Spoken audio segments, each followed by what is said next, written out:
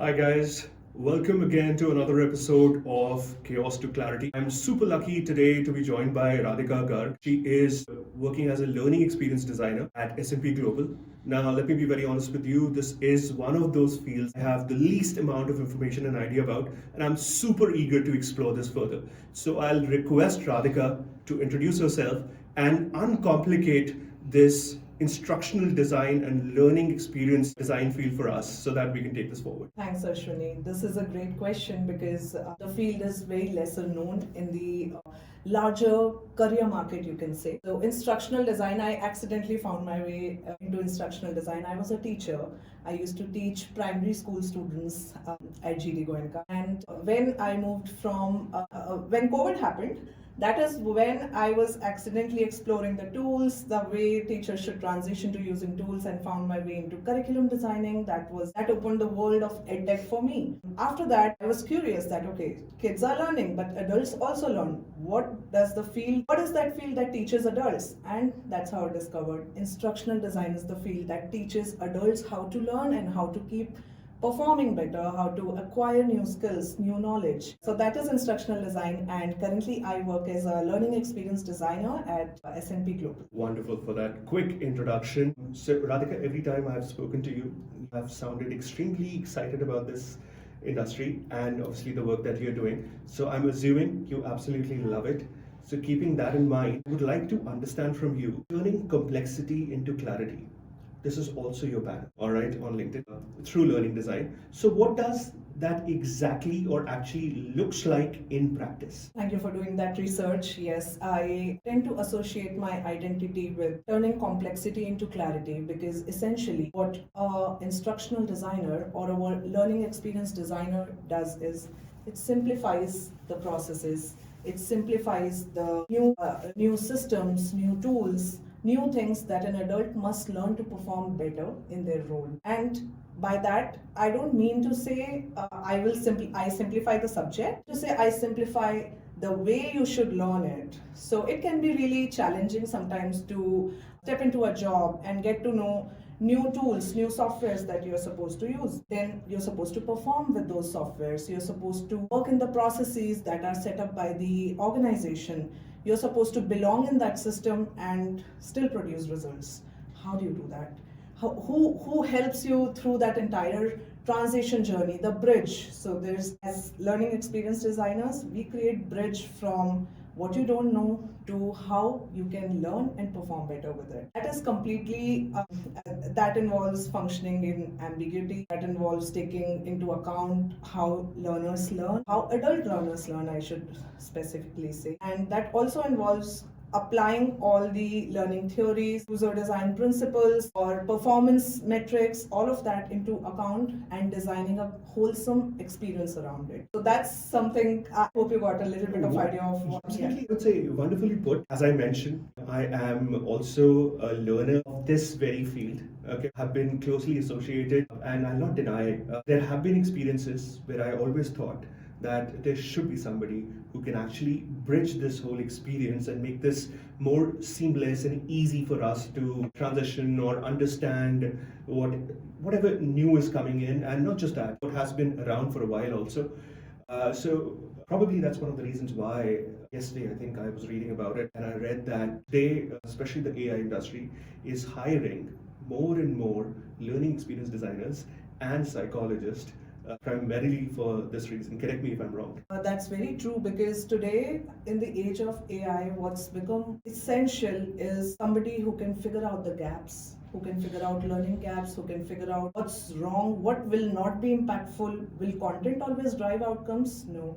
There has to be a complete experience designed around it. So you rightly said that there are more and more roles emerging in terms of learning experience design or instructional design, AI trainers, and this territory is very lesser explored until now in the job market, but now it's transitioning to become an essential, and I think future is somewhere will be built on this as we go forward. Wonderful. Okay, so a little about user-centric learning. How do you find out what a learner actually needs versus to what the organization thinks they need? Very good question, because that is where the gaps exist. Organizations tend to think that, let's take an example of customer success team, and this team was not performing well, has not been consistently performing well. So what happens is organizations think that maybe they lack soft skills, so let's design a soft skills training around it. They're not able to use the systems properly, so let's design a training around usage of systems. But that sometimes can be a wrong conclusion, because trainings are not always the problem. The problem exists in the entire ecosystem. Maybe the employees are too burnt out, maybe their entire day is spent in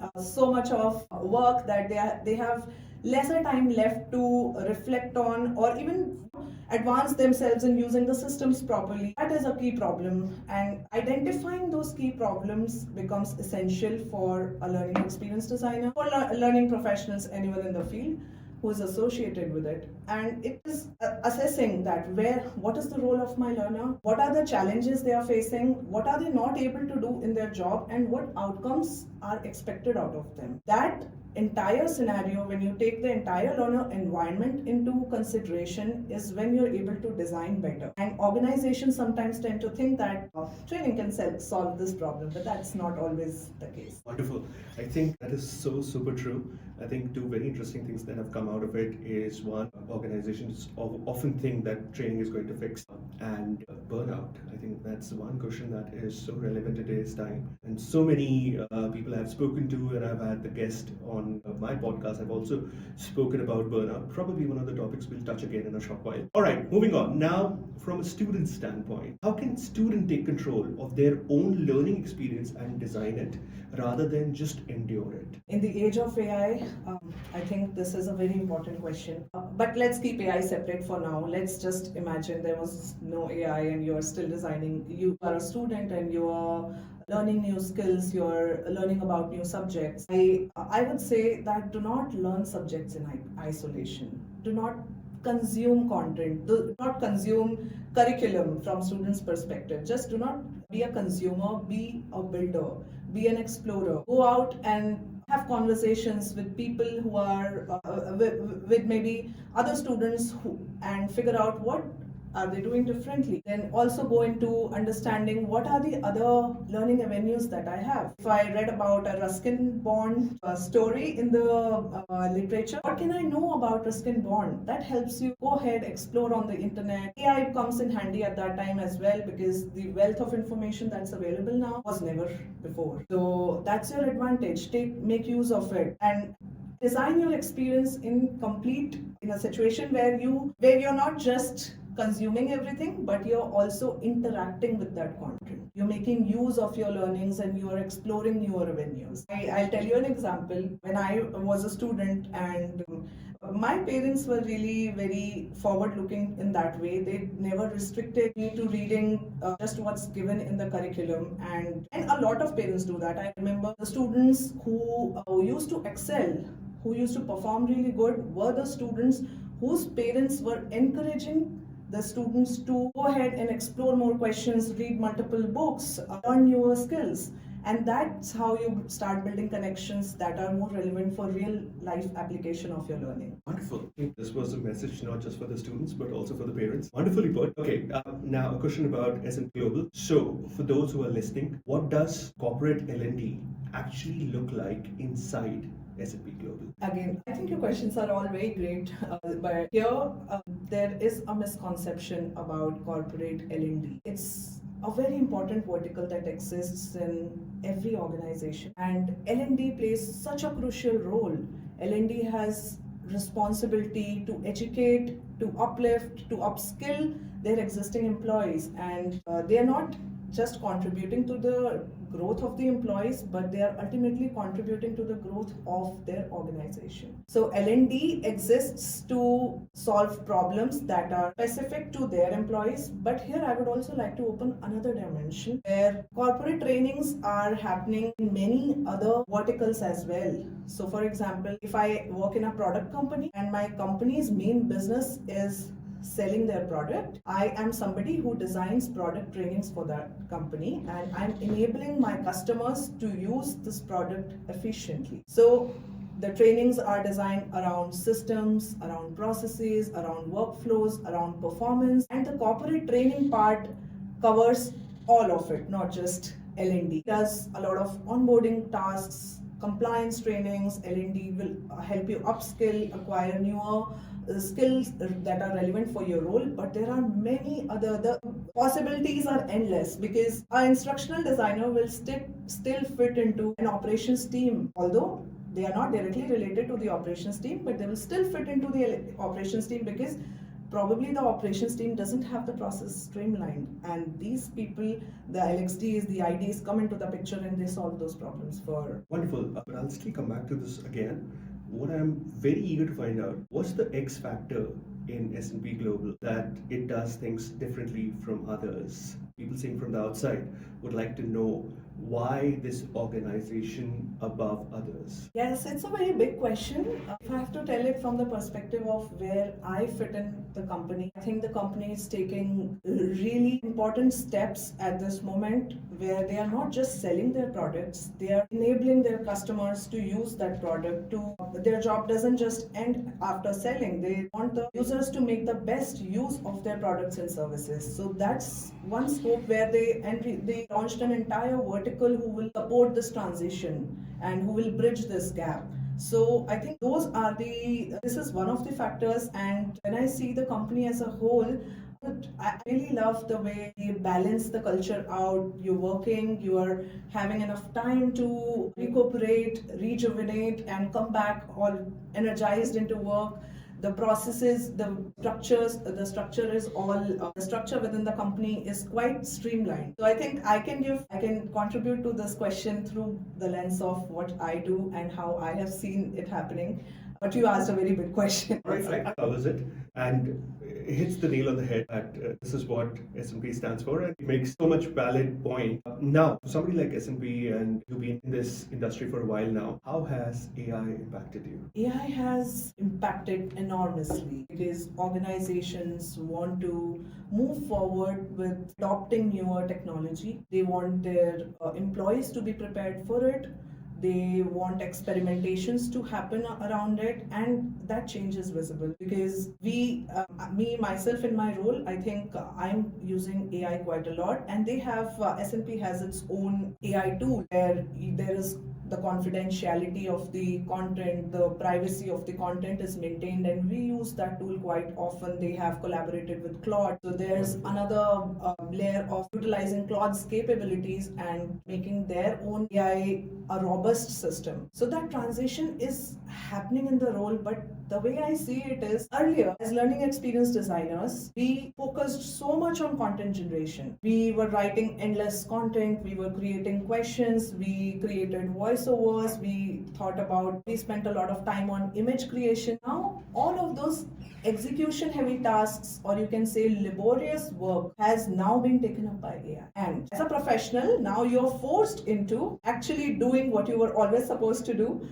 Think about performance outcomes, think about really creating impact with your training, think about how trainings can really solve real world problems.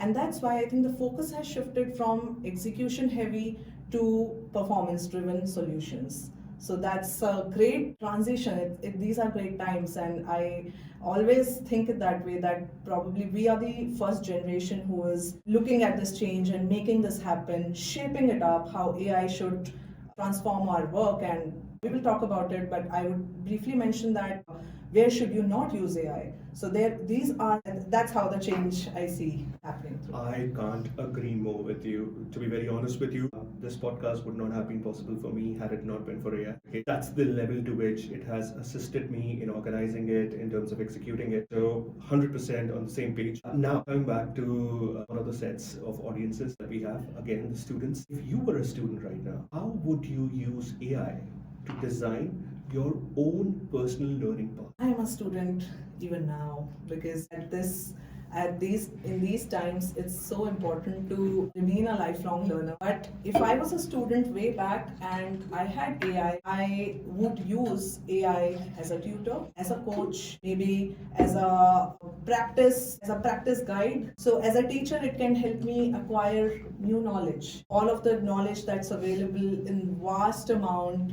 Internet was always there for it, but AI is now bringing it all together, the best of all the worlds. It's bringing it all together, and it makes it so easy for you to access the relevant information that you need. So I would definitely use AI as a tutor, AI as a coach. So you can tell AI to not just tell you everything at once, but space it up in such a way that it provides challenges to you. It doesn't let you get the answer immediately, and you are still engaging with the content that way. So AI can also act as your coach. It can help you practice a lot of things. And if I'm a student, I think I will definitely use AI to ask me more questions related to a topic, prepare me for anything that's not just covered in my set of questions.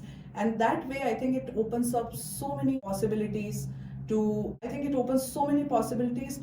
know a lot more than what a student is limited to knowing in a school setup through their own curriculum. Wonderful. Again, though I would not put myself in the same category, it's not the most proactive student. But yes, what you just mentioned makes so much sense that as a student, now you can design your learning journey way better. And I would still say, because AI is still at an early stage. So even schools and even students would require these coaches and mentors who can help them design that path. So such a valid contribution there. Now let's talk about the complexity trap. Is there a risk that students who rely on AI to simplify everything never develop the tolerance for complexity that the real world demands? I think out of all conversations in AI, this is a huge question. This is a very important question that we should discuss, because when you have access to a source that can do anything for you, that can solve your mathematics problem, that can provide you a science project recommendation, that can build out an entire summary of probably a long literature text, the students must know where should they stop, when should they not use AI, because real world revolves around complexity, it revolves around adaptability, around building the resilience, around figuring things out on your own. And if you just solely rely on AI and structure your brain into retrieving information and not engaging with that information, thinking about it, and providing probably AI with alternate ways, and just taking it as it's given, runs a huge risk of having future professionals who cannot thrive well when they are in complex situations, when they are in human centered situations, when there is ambiguity. It becomes so difficult. And I think that is why it's always important to understand when to use AI and when not to use AI. So still expose yourself to those, I would say, productive struggle that you go through when you are solving a problem. The struggles are not always, the struggles are not, I would say, the struggles are not always not of any use, for lack of a better word. I just said this. But then it is important that you do that hit and trial.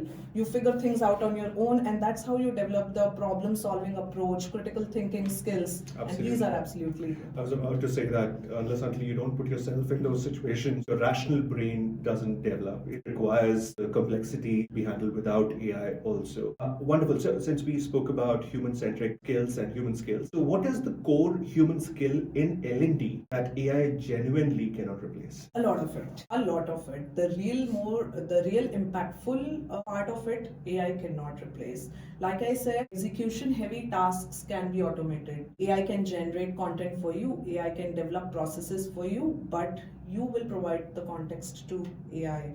You will personalize those AI generated content to the context of your learner, to the real problems that you're solving. The real problem, AI can provide you a perfect roadmap, but can you execute that perfect roadmap as it is? That is not always possible in real life, and you will stumble upon various challenges in real life. Maybe all of your learners are not coping up at the same time. Maybe there are more knowledge gaps that you figure out. So the things that AI cannot replace is, I would say, if I have to sum it up in one word, I would say empathy. It is highly important for professionals to operate with empathy and to, especially for learning experience designers, because our bread and butter is centered around getting our learners perform well. So that empathy cannot be replicated by AI. The context cannot be created by AI. And a lot more. This is just a short list. Well, I would say a bullseye again. So many people have spoken about empathy. I clearly remember, in fact, even today when I listen to one of the top-notch coaches, Gary Vaynerchuk, he constantly talks about kindness, empathy, and how big differentiators these are even in today's AI world. So brilliantly put, keeping that in mind, moving on to a topic which is very interesting in the sense that a lot of companies and even educational institutes are making use of this tool before enrolling students and obviously employees in the company. One, what's your take on psychometric tests? Second, as someone who designs learning professionally, how do you evaluate the quality of, let's say, or you would evaluate the quality of a psychometrics test for students or employees? Psychometric tests have been there since a long time. So I think I would begin by saying the tests are, they do not provide decisions. The test provides direction. So any test, if you are taking from the perspective of this is going to tell me in totality what should my future look like and what career should I choose, that can be misleading because psychometric tests are built on a foundation of exploring your interests, exploring personality traits, exploring your attitude, the workplaces where you might thrive well, all of it. Yet they will still limit, the results will still limit to a specific point of time when you were taking that test. So you, as a student, I think as a student it is very important that if you've taken a psychometric test, and this is also for the parents who take the results of psychometric tests and who are assessing it and who are thinking of taking a decision, it is important to understand that the students have not completely evolved when they have taken a psychometric test, and it becomes very important to step into the real world, figure out where you fit very well and what interests you the most. Because I myself, as a professional, was never prepared for this role that I am currently in. But looking into how I am thriving in this particular role and what excites me more, I found my fit over here. So I think yes, that's the main thing. And could you repeat? Did I miss something from this Well, I question? think mostly this was answered pretty well. But again, we'll talk a little more about psychometric tests because these tests have gained a lot of validity in the market. A lot of people are using it. Now, for a student, I would not typically use this term because they are still going through that evolution as you spoke about. So the tests for students are more aptitude centric, more centric towards their interest and how they overlap with certain professions out there. So keeping that thing in mind, how could a well-designed, again, not the best term to use for a student, but just for general understanding, we'll stick with psychometric assessment, or we can call it some other assessment, but these assessments, how can they change the quality of the decision being made by a student, whether he's from science, commerce, or humanities background, at the age of 14 or 15? How could these tests help them map their interest onto these fields and future careers? Absolutely. So I think as learning professional, we also do a very important part of our job is to understand learner context, their motivations, their prior knowledge, their preferred work styles, and the same principle somehow applies to the students as well when they are thinking about their career. So it's not just choosing a career, thinking it from the perspective of career design. You're designing your entire career journey that's going to be there for you for the rest of your life. It can change, but in totality, it's going to stay. That decision stays. So it's a very crucial decision. I think what psychometrics have solved for students is having them be self-aware. And I think that self-awareness which psychometrics provide, that opens up possibilities of different arenas, and it helps you. I myself, as a professional, we have psychometric sorts of test within our organization also, and that test, is not taken from the perspective of will this candidate be is good enough for this role or not, but it helped me think through solving those 40 questions, helped me think through a lot of things myself, that hey, how do I operate when I face the conflict, what are my best abilities in terms of hard skills, all of those things you reflect on it. Similarly, students need to reflect on their set of interests and skills, and that's how the psychometric tests help them become self-aware. But a good psychometric test, one psychometric test that I can vouch for, at that, or that I can say will give you 100% right results, I wouldn't say that, because that does not exist. That's a myth in my opinion. Wonderful. I think that's brilliantly put. Two very critical points which came out of this conversation about psychometric test is self-awareness. I think at that level, that age, especially during teenage, this is so critical. And second, I think my favorite thing that came out of the conversation was designing your career journey. So valid, these tests can help you, assist you in that, and that's the reason why probably their criticality increases. Now, final thing, and probably the most interesting thing, is AI and the future of education. What excites you the most about what AI is making possible in learning design, and what makes you cautious? What AI is making possible today is it's actually challenging learning designers to be better professionals, because again, I would come back to the same point. The execution heavy tasks can be automated, so they go out of the picture. You need to thrive on solving better problems. Now, there is also a possibility of personalization of training based on the way I learn, the challenges that I have, the skills gap that I have.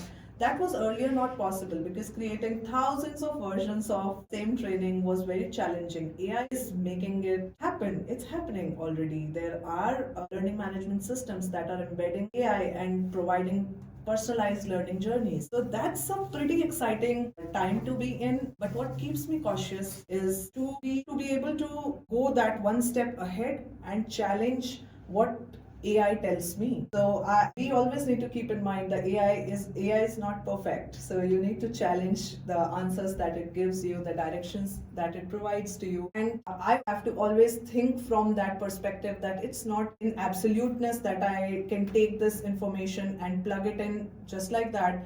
That's one thing that keeps me up. But another, I would say, I was in fact having this conversation with a friend of mine when AI just started, when Claude recently came up, and we were talking that, hey, I don't think we are suddenly relying too much on AI, probably for even writing emails, probably for doing tasks that we were used to do ourselves. So will those skills just go out of picture, or will the future generations not have those basic skills? That's one thing to be cautious about when it comes to AI. All right, very well put. I would say I'm going to be that one friend who has been waiting for AI, okay, unconsciously, subconsciously. And since it's here, I think I'm going to thrive and I'm going to enjoy this time. So, AI, thanks for coming in.